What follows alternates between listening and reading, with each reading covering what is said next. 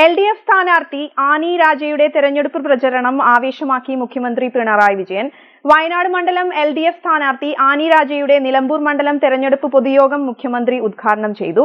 രാജ്യത്തെ ജനാധിപത്യം അട്ടിമറിക്കാനുള്ള ബോധപൂർവ ശ്രമങ്ങളാണ് നടക്കുന്നതെന്നും ജുഡീഷ്യറിയെ പോലും സ്വന്തമായി പ്രവർത്തിക്കാൻ അനുവദിക്കുന്നില്ലെന്നും മുഖ്യമന്ത്രി പിണറായി വിജയൻ പറഞ്ഞു.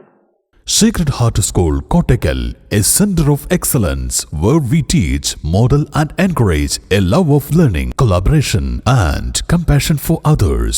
രാജ്യത്തിന്റെ മതേതരത്വം തകർക്കാനുള്ള നീക്കം RSSന്റെ അജണ്ടയാണെന്നും മുഖ്യമന്ത്രി പറഞ്ഞു. ഇതിന്റെ ഭാഗമായി രാജ്യത്തെ നിയമവ്യവസ്ഥകൾ അട്ടിമറിക്കാനുള്ള ശ്രമം നടന്നുവരികയാണ്. ജനാധിപത്യത്തിന്റെ വഞ്ചക പരീക്ഷയായി കോൺഗ്രസ് മാറിയെന്നും അദ്ദേഹം കുറ്റപ്പെടുത്തി. അടുത്ത തെരഞ്ഞെടുപ്പിൽ മോദിക്ക് ജനം മറുപടി നൽകുമെന്നും മുഖ്യമന്ത്രി പിണറായി വിജയൻ കൂട്ടിച്ചേർത്തു. വയനാട്ടിൽ ആനി രാജയ്ക്കെതിരെ മത്സരിക്കാൻ രാഹുൽ ഗാന്ധി തയ്യാറായതിനെയും 44 മിനിറ്റ് നീണ്ട പ്രസംഗത്തിൽ അദ്ദേഹം വിമർശിച്ചു.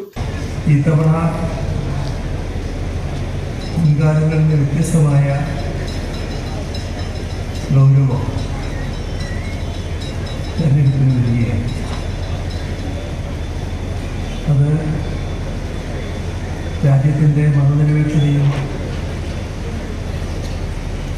രാജ്യത്തിൻ്റെ ഭരണഘടനാ മൂല്യങ്ങളും ജനാധിപത്യവും സ്വാതന്ത്ര്യവും നമ്മുടെ ഒളിമയും ഐക്യവും ദേശീയോദ്ഗ്രഥവും എല്ലാം അപകടത്തിലാവും.